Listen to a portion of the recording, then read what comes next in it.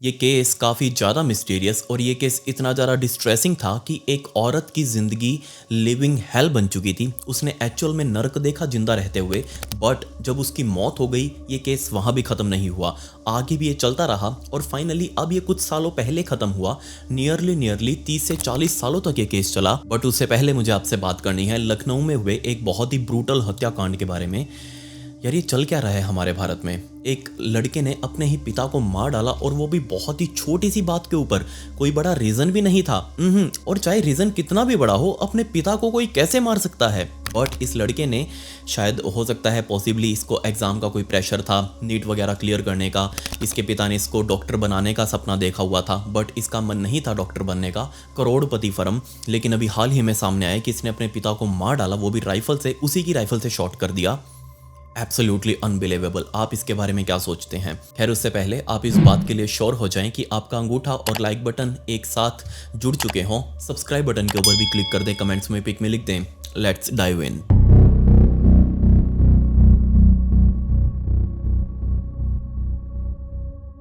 इस केस को समझने के लिए हमें अमेरिका के आयोवा स्टेट के डिमॉइन स्ट्रीट पर जाना पड़ेगा और टाइम था 1978 का, जब इसी स्ट्रीट पर रहने वाली 57 साल की एना मिलर नाम की महिला, वैसे तो ये अपने घर के अंदर बिल्कुल अकेली रहा करती थी। 57 सालों की उम्र में भी इसने आज तक कभी अपनी कोई शादी नहीं करी। इसने अपनी पूरी जिंदगी अपने काम में लगा दी। असल में एना मिलर आयोवा स्टेट में मौजूद पिट्सबर्ग स्टील कंपनी के अंदर पिछले दशकों से काम कर रही थी और इसकी कंपनी वालों ने बताया कि एना मिलर बहुत ज़्यादा हार्ड वर्किंग पर्सन। इसने अपने दशकों की ड्यूटी के अंदर सिर्फ 2-3 छुट्टियां ही ली थी। इसके अलावा ना तो वो कभी बीमार पड़ी, ना ही कोई बहाना बनाया। वो हमेशा टाइम से पहले आकर अपनी नौकरी के ऊपर कंटिन्यू कर रही थी। और जैसे ही एना की ड्यूटी खत्म होती, इसी लोकल एरिया में मौजूद एक डांस स्टूडियो के अंदर एना मिलर ने कई सालों तक डांस क्लासेस भी ली। कभी भी एना ने अपनी पर्सनल लाइफ किसी भी एम्प्लॉई या फिर अपने कलीग के साथ शेयर नहीं करी। उसके कुछ खास दोस्त भी नहीं, इसलिए उसके दोस्तों ने बताया कि हमें नहीं पता कि कभी कोई उसका रिलेशनशिप रहा था या नहीं, वो कभी किसी से मिलती थी या नहीं। उसने बस इतना ही बता रखा था कि वो अकेली रहती है और वो अपने पार्ट टाइम में डांस स्टूडियो में जाती है, वहां डांस वगैरह सीखती है। बट बहुत सारे लोगों ने उसको ये समझाने की कोशिश करी कि तुम्हारी पूरी जिंदगी अकेले कैसे कटेगी, तुमको कभी ना कभी तो शादी करनी पड़ेगी, कोई ना कोई पार्टनर तो अपनी जिंदगी में लेकर आना पड़ेगा। बट एना ने कहा कि नहीं, मुझे ऐसी कुछ खास ज़रूरत नहीं लगती।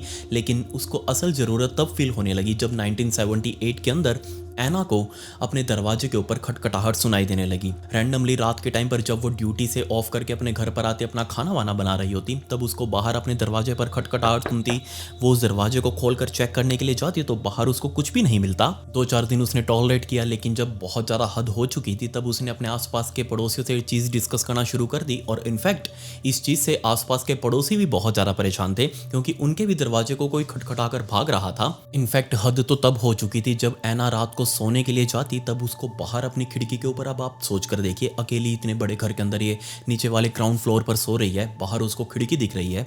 और रात के 11:30 पौने 12 के आसपास कोई था जो ना सिर्फ उसके दरवाजे के ऊपर बार बार खटखटा रहा था, बल्कि साइड वाले कमरे में जिसके अंदर एना खुद सो रही थी, उसकी खिड़की के ऊपर आकर आराम से बस खड़ा हो जाता और अंदर देखता रहता। एना की आंख खुली, एना ने अपनी खिड़की में देखा तो एना भी बहुत ज़्यादा इस टाइम पर डर चुकी थी। लेकिन बजाय खुद बहुत ज़्यादा पैनिक करने के, वो अपने बेड से खड़ी हुई बाहर की तरफ भागी देखने के लिए कि आखिर कौन है। इस इंसिडेंट के अगले दिन एना ने अपने आस पड़ोसियों से अगेन बात करी और वो भी इसी को लेकर बहुत ज़्यादा चिंतित थे। इनफैक्ट एना ने अपने कलीग्स के साथ भी इस चीज़ के बारे में डिस्कस किया कि रात को कोई है जो उसके घर के आसपास घूमता रहता है, उसका दरवाज़ा खटखटाता है, उसकी खिड़की के ऊपर आकर खड़ा हो जाता है। मैंने उसका फेस देखने की कोशिश करी बट देख नहीं पाई, अंधेरा बहुत ज़्यादा था और जब मैं बाहर जाती हूँ वो भाग जाता है। इनफैक्ट यहाँ 2 सिचुएशंस थी ऐसी जिसमें क्लियर नहीं है अभी, या तो पुलिस में उसने रिपोर्ट करी थी या फिर नहीं करी थी। आस पड़ोसियों से जब पूछा गया तो उन्होंने बताया कि हमने तो नहीं देखा कि ऐसा कोई पुलिस वाला यहाँ पर आया हो जो एना ने रिपोर्ट करी थी इस इंसिडेंट के बारे में। बट एना के भाई मर्ल मिलर ने बताया कि एना ने मुझे बताया था कि उसने इसके रिगार्डिंग पुलिस में भी कंप्लेंट करी है और पुलिस वाले इसकी चेकिंग करने के लिए उसके घर पर भी आए थे। शायद हो भी सकता है एना ने पुलिस में कंप्लेंट ना करी हो, क्योंकि एना एक कंप्लेनिंग पर्सन नहीं थी, वो खुद से हैंडल करना जानती थी। उसको ये कॉन्फिडेंस था कि वो इस चीज़ को टैकल कर सकती है। बस उसने अपने आसपास के दोस्तों को बता दिया, पड़ोसियों को बता दिया, इसके अलावा और कुछ भी नहीं। या फिर हो सकता है एना को लग रहा हो कि ये प्रॉब्लम अपने आप चली जाएगी, या फिर ये इतनी ज़्यादा जरूरी नहीं है कि पुलिस वालों को इसमें कंसर्न किया जाए।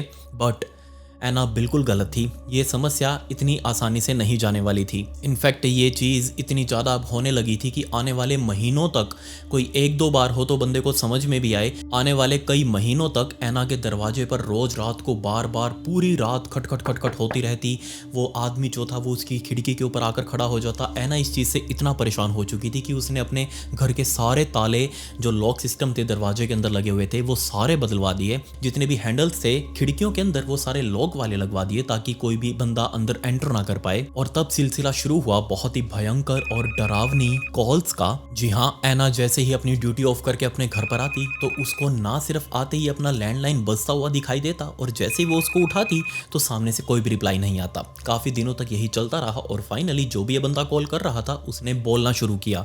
बोलने के नाम पर वो सिर्फ अपनी गहरी गहरी सांसें ले रहा था। एना को ये चीज़ बहुत ज़्यादा इरिटेटिंग लगी कि कौन है जो उसको ऐसे फ़ोन कर करके परेशान कर रहा है। लेकिन एना के माइंड में ये चीज़ थी कि ये बंदा पूरा दिन उसको कॉल नहीं करता, ये बंदा सिर्फ तब फ़ोन करता है जब वो ऑफिस से यहाँ घर आ जाती है। मतलब साफ था कि उस बंदे को एना की रूटीन पता है कि कब वो अपने लैंडलाइन के पास होगी। ये चीज़ उसने अपने दोस्तों के साथ डिस्कस करी और उसके एक दोस्त ने बजाय पुलिस में रिपोर्ट करने के एक ये आइडिया दिया कि काम करो, तुम अपने साथ ना एक सीटी रखो, जैसे ही उसका फ़ोन आएगा तुम अपने मुंह में वो सीटी रख के बजानी शुरू कर देना। अब वो तुम्हें परेशान कर रहा है, तुम भी उसको ये सीटी फ़ोन के ऊपर सुना सुना कर परेशान कर देना। एना को ये आइडिया बहुत अच्छा लगा। वो बाजार से एक नई सीटी खरीद कर लेकर आई और आने वाले अब 2 हफ्तों तक डेली जितनी बार भी फ़ोन आते उस अननोन आदमी के, एना अपने मुंह में सीटी दबाकर उसको सीटी की आवाज़ सुनाने लग जाती। और अच्छी बात यह थी कि ये आइडिया काम कर रहा था। उस बंदे ने अब फ़ोन करने कम कर दिए थे लेकिन वो रुका नहीं था। बट ये इस चीज़ का एंड नहीं था। दिन आ चुका था 10 जुलाई 1978 का। 10 जुलाई के दिन एना अपने काम पर नहीं पहुंची और ये बात पूरे कॉलीग्स के अंदर फैल चुकी थी, जितना भी स्टाफ वहां काम कर रहा था, कि आज एना काम पर नहीं आई। और ये सबके लिए बहुत ज़्यादा हैरानी वाली बात थी क्योंकि 25 साल हो चुके थे एना को इस कंपनी के अंदर इसी फ्लोर के ऊपर काम करते हुए, और उसने इन 25 सालों में 2 या 3 दिन की ही सिक लीव ली थी जब वो बीमार थी। और उसने छुट्टी लेने से पहले इन्फॉर्म भी किया था अपने कलीग्स को, अपने मैनेजर को। और जब ये बात मैनेजर को पता लगी कि आज एना नहीं आई तो ये सबके लिए बहुत ज्यादा हैरानी वाली बात थी, चिंता वाली बात थी। मैनेजर ने तुरंत एना को फोन करने शुरू कर दिए, बट 8-10 फोन करने के बाद भी एना ने जब फोन नहीं उठाया तब मैनेजर ने एना के भाई मर्ल मिलर को फोन किया और उसको बताया कि आज एना काम पर नहीं आई। और ये बात उसके भाई के लिए भी बहुत ज्यादा शॉकिंग थी क्योंकि उसकी बहन छुट्टी लेने वालों में से नहीं थी। तुरंत मर्ल ने कहा कि मैं अभी उसके घर जाकर देखता हूँ क्या प्रॉब्लम है। तब मर्ल अपनी गाड़ी लेकर इस घर पर पहुंचा। अब आप बस इमेजिन करके देखिएगा उसको क्या फील हुआ होगा जब वो इस घर के अंदर घुसा। सबसे पहले तो घर का मेन दरवाजा वो खुला हुआ था।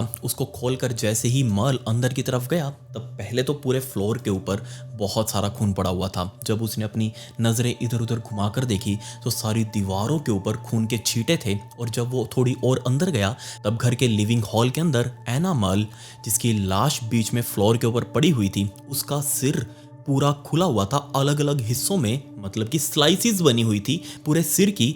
ऐसा लग रहा था जैसे किसी ने बहुत ही शार्प चीज से उसके सिर को बीच में से कई बार काट दिया हो, जैसे प्याज के छिलके उतरते हैं ना, वैसे उसके शरीर की लेयर्स बन चुकी थी। मर्ल तुरंत रोता रोता चिल्लाता हुआ बाहर की तरफ भागा। आस पड़ोसियों को इकट्ठा किया, पुलिस वालों को मौके पर बुलाया गया। पुलिस वालों ने आकर लाश को कब्जे में लिया, आसपास से सबूत इकट्ठा करने लगे। ऑटोप्सी के लिए भेजा गया एना मिलर की लाश को।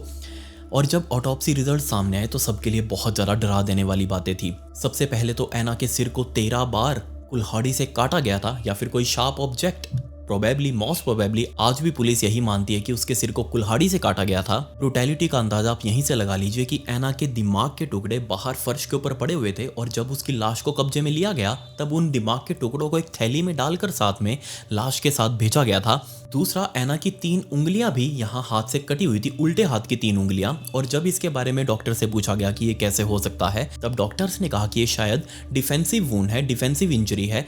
एना ने जरूर अपने किलर से अपने आप को बचाने की कोशिश करी होगी। उसने अपना हाथ आगे किया होगा और गलती से या फिर जानबूझकर वो कुल्हाड़ी सीधा आकर उसकी उंगलियों पे लगी और उसकी 3 उंगलियां आधी कटकर नीचे गिर चुकी थी। और अब तक भी एना की मौत नहीं हुई थी, उसका सिर पूरा खुल चुका था लेकिन अभी भी एना जिंदा थी, अपने आप को बचाने की कोशिश कर रही थी। और एक फाइनल ब्लो उसके यहाँ चेस्ट के ऊपर और गर्दन के बीच में जाकर कुल्हाड़ी का लगा और शायद मोस्ट प्रोबेबली यही उसके लिए फैटल वुंड रहा होगा। इसके बाद उसके शरीर से भयंकर ब्लीडिंग होना शुरू हो गई होगी, किलर वहाँ से निकल चुका होगा और कुछ देर तड़पने के बाद या तो शनिवार की रात को या फिर शनिवार की दोपहर के टाइम के आसपास कभी ये अटैक उसके ऊपर हुआ होगा।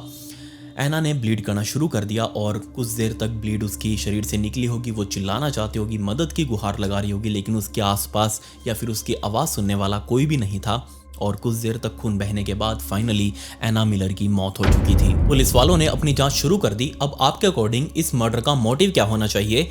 क्या कोई रॉबरी या फिर कोई इंटीमेसी या फिर बलात्कार? कुछ भी नहीं। ऐसा कुछ भी नहीं हुआ एना मिलर के साथ। उसने हाथों में अपने महंगे महंगे ज्वेलरी पहनी हुई थी जो कि इंटैक्ट उसकी बॉडी के ऊपर मिली। घर में से कोई भी वैल्यूएबल सामान चोरी नहीं हुआ। आस पड़ोसियों से पूछा गया तो उनके पास कोई लीड नहीं, उन्होंने कुछ नहीं देखा। तो आखिर ये मर्डर हुआ क्यों? ना ही एना के साथ कोई सेक्सुअल असॉल्ट हुआ। और दूसरी सबसे बड़ी बात जो मुझे पर्सनली बहुत ज़्यादा फैसिनेटिंग लगी वो ये कि कहीं से भी घर के अंदर फॉर्ज्ड एंट्री के निशान नहीं थे। मतलब जो भी कोई ये व्यक्ति था ये एना को पर्सनली जानता था या फिर एना इसको जानती थी, तभी उसने इसके लिए दरवाजा खोला। वरना एना ने तो हाल ही में नए लॉक्स लगवाए थे, वो किसी अनजान बंदे के लिए दरवाजा क्यों खोलती, जबकि वो पहले से ही अनजान कॉल से और अनजान उस ठकठकाहट से परेशान थी। टोटल 10 टीमें पुलिस वालों की बनाई गई इस मर्डर केस को सोल्व करने के लिए। अब आप बस सोच कर देखें इन 10 टीमों ने क्या किया होगा। क्या इन्होंने कोई जांच करी? इन्होंने सबसे प्रेफरेबल चीज ढूंढनी चाहिए कूड़े के अंदर। इन्होंने सबसे पहले जो उस हफ्ते में कूड़ा उठाया गया था इस पूरे इलाके से, उस कूड़े के ट्रक को ट्रेस किया और उस डंप यार्ड में गए, उस कूड़े के बड़े सारे ढेर में गए। वहां देखने लगे कि आखिर क्या यहाँ पर कोई मर्डर वेपन मिलता है।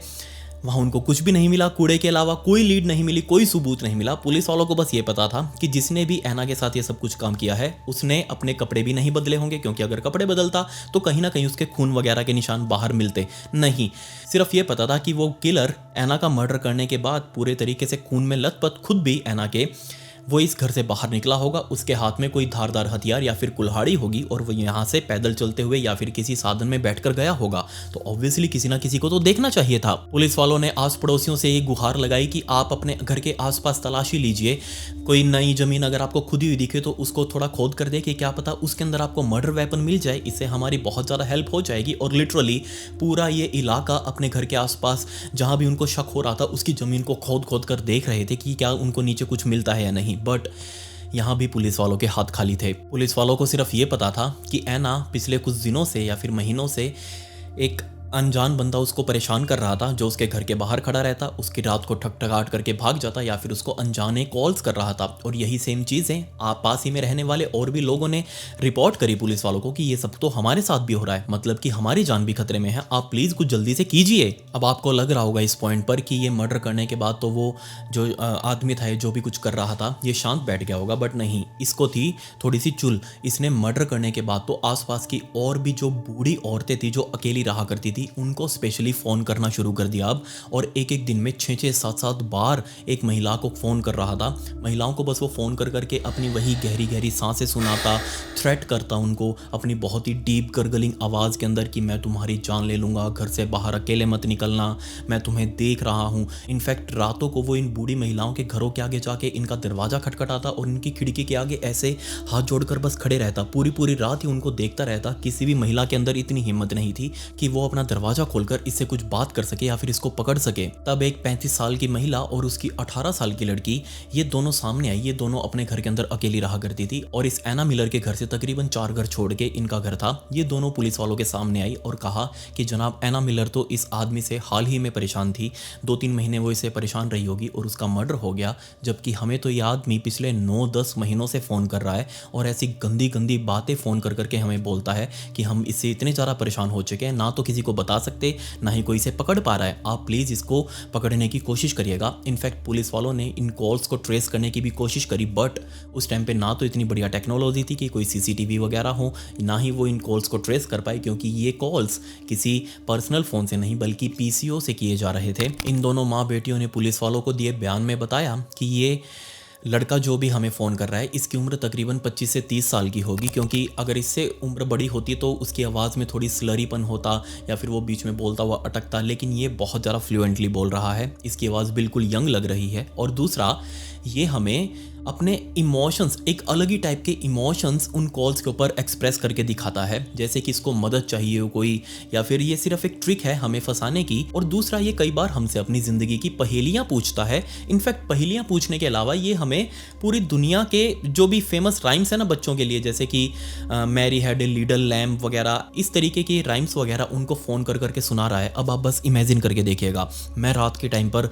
आप सो रहे हो और आपको फ़ोन करूं और फ़ोन उठाते ही आपको ये सुनाई दे Mary had a little lamb, आपके मुंह से क्या निकलेगा? ऑब्वियसली आप गालियां देंगे। ये दोनों माँ बेटियां भी ये सारी राइम सुनते ही उसको गालियां देनी शुरू कर देती। ये कॉल्स इन माँ बेटियों में सबसे पहले इस माँ के लिए ही आ रही थी। सबसे पहले उसका टाइम टेबल इस बंदे ने ट्रैक किया हुआ था, बट कुछ टाइम बाद तो इस लड़की के लिए भी वो फ़ोन कॉल्स आने लग गई। जैसे ही लड़की कॉलेज पूरा करके अपने घर पहुंचती, उसके लिए फ़ोन तैयार होता, ये जैसे फ़ोन उठाती, ये अगेन उसको राइम्स वगैरह सुनाता, रोने लग जाता उसके आगे। इनफैक्ट कहीं ना कहीं पुलिस वालों को भी ये लग रहा था कि ये बंदा ऐसा कुछ करके इन दोनों माँ बेटियों को अपने जाल में फंसाना चाह रहा है, इमोशनली उनको ट्रैप करना चाह रहा है। और इसके अलावा एना के मर्डर के बाद तो ये और ज़्यादा ब्रूटल हो चुका था। पहले जहाँ ये सिर्फ कॉल्स कर रहा था या फिर उनका दरवाज़ा खटखटा के भाग रहा था, बल्कि अब तो ये इनके डोर स्टेप पर, दरवाजे के आगे ही नोट छोड़ने लगा। और इसमें सबसे पहला नोट जो इसने छोड़ा था उसके अंदर लिखा हुआ था axis axis we all fell down.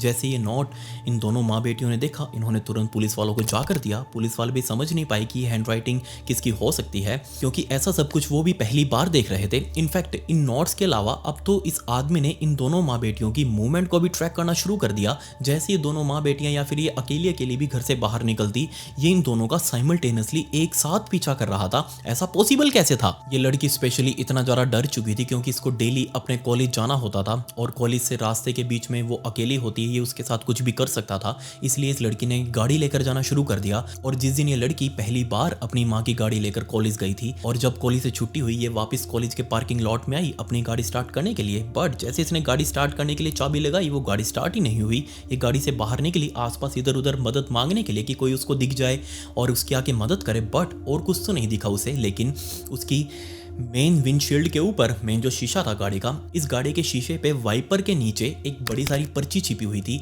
और उस पर्ची के अंदर लिखा हुआ था कि मैं नहीं चाहता आज तुम यहाँ से जाओ। इस पर्ची को पढ़कर ये लड़की इतना ज़्यादा डर गई कि ये पैदल ही वहाँ से भागी। नियरेस्ट घर पर जाकर मदद मांगी उसने। घर वाले यहाँ मौके पर पहुंचे और उन सब ने एक मैकेनिक को यहाँ बुलाया ताकि वो गाड़ी ठीक कर सके। और उस मैकेनिक ने बताया कि किसी ने इस गाड़ी की इग्निशन कॉइल से जो तार जाती है, मेन वायर जो स्टार्ट करती है गाड़ी को, वो तार ही कट कर रखी है। आने वाले कुछ दिनों में अब कॉल्स तो आनी बहुत कम हो चुकी थी, लेकिन अब ये शुरू कर रहा था अपना नोट्स वाला सिलसिला। ये उनके ऊपर 24 घंटे नजर बना कर रखता और इनकी गाड़ी के ऊपर स्पेशली। पहला नोट तो उनके दरवाजे के आकर छोड़ा था उसने, लेकिन नहीं, अगले सारे नोट्स इस गाड़ी के ऊपर वही वाइपर के नीचे विंडशील्ड के ऊपर चिपके मिले। और अगले नोट के अंदर उसमें लिखा हुआ था उसने, चिल्लाओ, जितना मर्जी चिल्लाना है चिल्लाओ, तुम्हारी चिल्लाहट कोई नहीं सुनने वाला। इसके अलावा एक और बहुत ही ज़्यादा डिस्टर्बिंग नोट के अंदर उसने एक पेंटिंग सी बनाई हुई थी जिसमें एक महिला आगे खड़ी थी, पीछे उसके एक आदमी खड़ा था जिसमें उसने मास्क ड्रॉ किया हुआ था और उस आदमी के हाथ में चाकू था।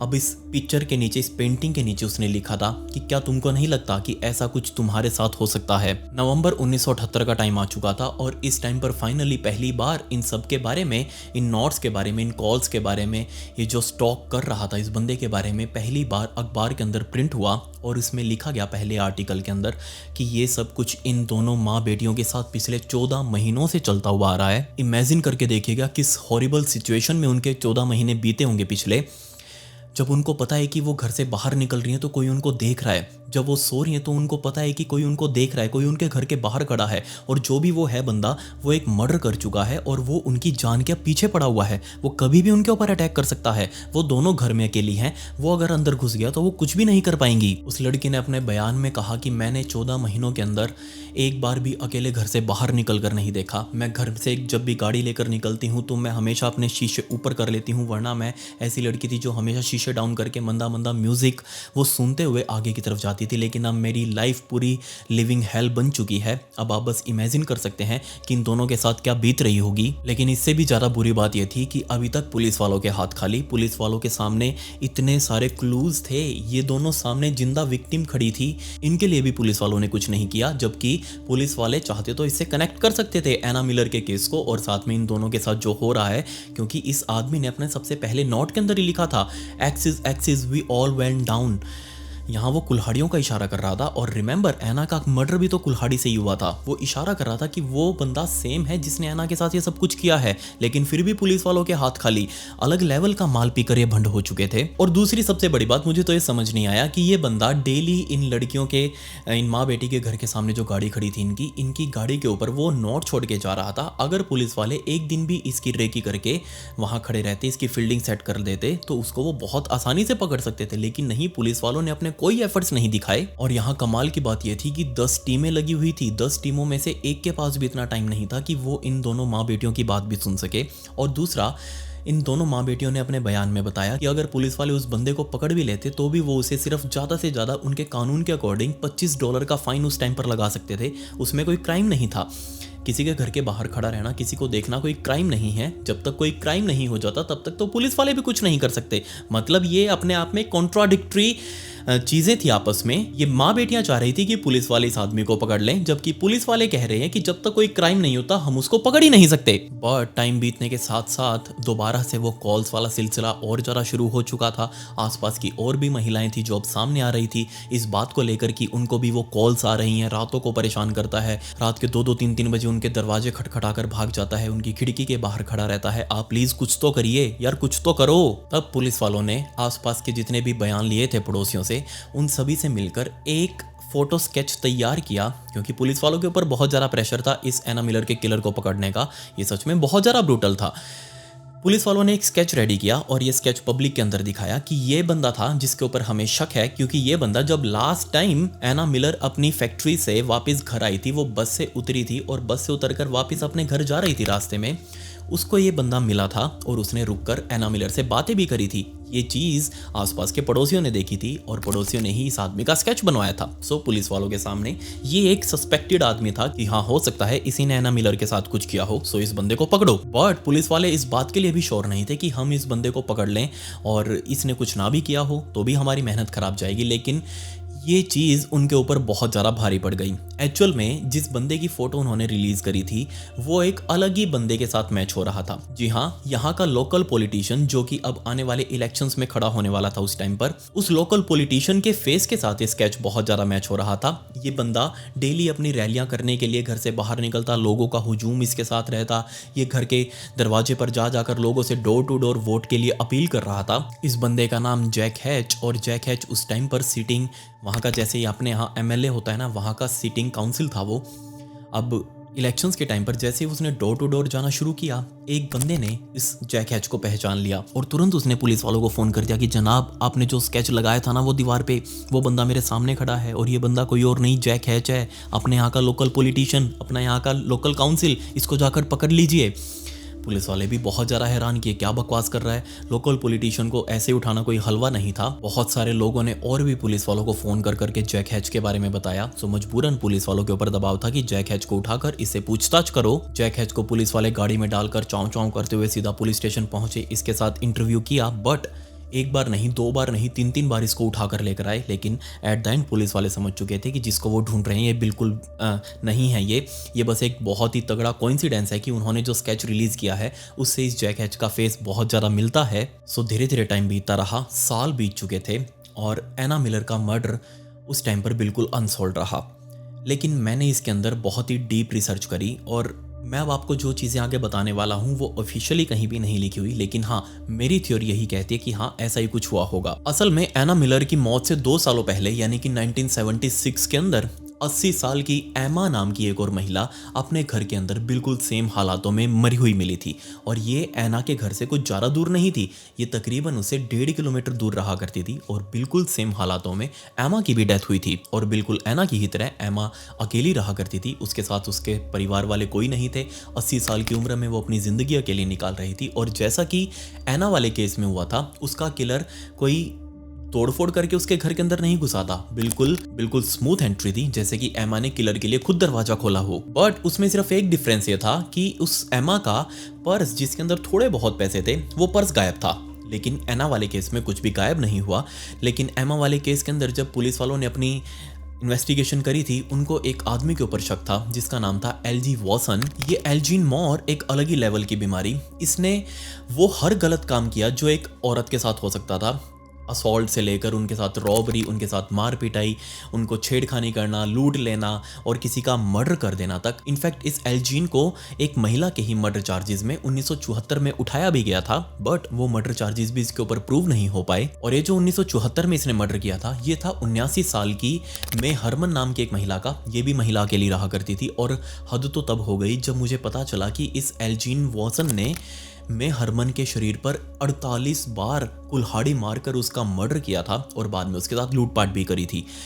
तो ये केसेस याद थे। पुलिस वालों को शक था कि शायद हो सकता है एना मिलर के साथ भी इस एल्जीन वॉसन ने सब कुछ किया हो, बट उस टाइम पर पुलिस वालों के पास इतने सबूत नहीं थे कि इस मे हरमन वाले केस में या फिर एमा लुइस वाले केस में या फिर एना मिलर वाले केस में इनमें से किसी के अंदर भी इस एल्जीन वॉसन को दोषी ठहरा सके या फिर इसके खिलाफ कोई स्ट्रॉन्ग केस बना सके, इसलिए उसको बार बार छोड़ना पड़ा। लेकिन सन 2004 का टाइम आ चुका था। सन 2004 तक भी मे हरमन का केस ओपन था, लेकिन अभी तक अनसॉल्व्ड था। पुलिस वालों ने इसके ऊपर दोबारा से इन्वेस्टिगेशन करनी चाहिए, लेकिन उनके हाथ कुछ भी नहीं लगा।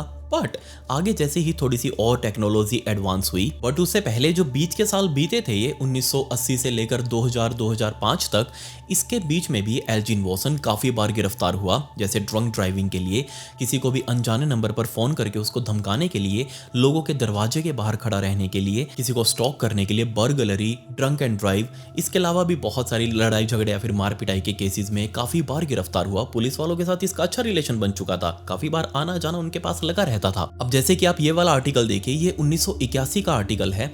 एक न्यूज़पेपर में से मुझे कटिंग मिली जिसके अंदर क्लियरली लिखा हुआ था कि ये एल्जीन वॉसन एक महिला की शिकायत के ऊपर इसको गिरफ्तार किया गया था, जिसमें ये महिला को परेशान कर रहा था बार बार फोन कॉल्स करके और उसके घर के बाहर खड़ा रह रहकर। अब आपको एक कमाल की बात बताऊं, जिस महिला ने कंप्लेंट करी थी वो एना मिलर की पड़ोसी थी, उससे सिर्फ 3 घर दूर रहा करती थी। ये वो माँ बेटी नहीं थी, उससे जस्ट पहले वाला घर। इस महिला की शिकायत पर इस एल्जीन वॉसन को पुलिस वालों ने गिरफ्तार किया था 1981 के अंदर, जहां 3 सालों पहले एना मिलर का मर्डर हुआ था। बट अभी रिसेंटली 2020 के अंदर टेक्नोलॉजी बहुत ज़्यादा एडवांस हो चुकी थी और फाइनली जितने भी पुराने अनसॉल्व्ड केसेस थे उनको दोबारा से खोला गया री इन्वेस्टिगेट करने के लिए। इस टाइम तक आते आते एल्जीन वॉसन ये मरा नहीं था, ये अभी भी जिंदा था, लेकिन इसकी उम्र 78 सालों की हो चुकी थी। और इस मे हरमन वाले केस में फाइनली इस एल्जीन वॉसन को ही किलर माना गया, क्योंकि डीएनए जो भी मे हरमन के शरीर के ऊपर मिले थे वो प्रिजर्व करके रखे गए थे और 2020 में इस एल्जीन वॉसन के साथ वो परफेक्टली मैच हुए, जिसमें पुलिस वाले समझ चुके थे कि हाँ अब ये किलर है, इसको उठाओ। लेकिन जब पुलिस वाले इसको उठाने के लिए पहुंचे तो उनको पता चला कि ये एल्जीन वॉसन तो बहुत ही गंभीर बीमारी अक्यूट डिमेंशिया के साथ ये सफ़र कर रहा है और ये ट्रायल के अंदर खड़ा नहीं हो सकता, इसको सजा नहीं कर सकते ऐसे तो। बट पुलिस वाले इससे पहले कि इसके खिलाफ चार्जशीट रेडी कर पाते या फिर इसे पूछताछ कर पाते, 2023 का टाइम आ चुका था और 23 में फाइनली पुलिस वाले अब तैयार थे इसको उठाकर लेकर आने के लिए। लेकिन जिस दिन इनको उठाकर लेकर आना था उससे सिर्फ 3 दिन पहले ये ऊपर निकल लिया। इसकी मौत हो चुकी थी 81 सालों की उम्र में। लेकिन पुलिस वालों के हाथ अब खाली ही थे, क्योंकि मे हरमन के केस के अंदर ये किलर था, ये समझ में आता है, लेकिन इससे और भी पूछताछ करनी थी। मुझे तो समझ नहीं आता कि बीच में उठाकर इसे पूछताछ क्यों नहीं की गई। एटलीस्ट इसको सजा ना दो, कुछ भी इसके ऊपर केस वेस ना करो, लेकिन पूछताछ तो कर लो एक बार इसे जाके कि क्या क्या कांड किए थे इसने अपनी जवानी में। बट पुलिस वालों ने वो भी नहीं किया। जब टाइम था पकड़ने का तब पुलिस वालों ने इसको 70s 80s के अंदर पकड़ा नहीं। उस टाइम पर ये खुला घूम रहा था, लेकिन जब ये एक्चुअल में पकड़ा गया तब इसकी सांसें नहीं चल रही थी। अब आप बस सोच कर देखिए, क्या ये आदमी परफेक्ट नहीं हो सकता एना मिलर के मर्डर के लिए? क्योंकि इसकी बहुत तगड़ी हिस्ट्री रही है अपने इस इलाके में महिलाओं को स्टॉक करने की, उनको फ़ोन कॉल्स करके धमकाने की, उनके साथ छेड़छाड़ करने की, उनके साथ असॉल्ट करने की, रॉबरी करने की, सब तरीके के केसेस इसके ऊपर रजिस्टर्ड थे। तो क्या इस बात से हम लिंक नहीं कर सकते कि ज़रूर कहीं ना कहीं ये एल्जीन वॉसन ही एना मिलर का मर्डर रहा होगा? और अगर सच में इस एल्जीन वॉसन ने एना मिलर का मर्डर किया था तो हम बात कर रहे हैं यहाँ एक नॉर्मल किलर की नहीं, बल्कि एक सीरियल किलर की। और अगर सच में एक सीरियल किलर था, मे हरमन को इसने 100% मारा, जिसके बाद वो एमा लुइस और बाद में एना मिलर, अगर सच में इन तीनों को इसने मारा है तो एक सीरियल किलर सबके बीच रहते हुए खुला घूम रहा था, ये किसी को भी अपना शिकार बना सकता था। खैर, अब मैंने अपनी थ्योरीज आपको बता दी कि ऐसा ऐसा कुछ हुआ होगा यहाँ पर।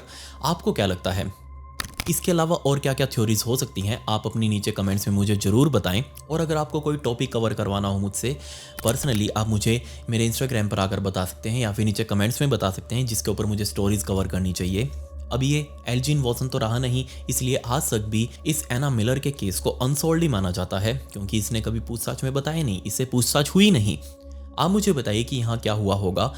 ये मेरी इंस्टाग्राम आईडी, इसका लिंक आपको डिस्क्रिप्शन में भी मिल जाएगा, क्योंकि अगर आपको मुझसे बातें करनी हो तो आप वहां आकर मुझसे अपने पर्सनली सजेशंस दे सकते हैं। खैर, पिछली वीडियो का शाउट आउट प्रीति रानी को and comment pick me to get a shout out in next video. मिलते हैं अगली वीडियो में। ये वीडियो देखने के लिए धन्यवाद।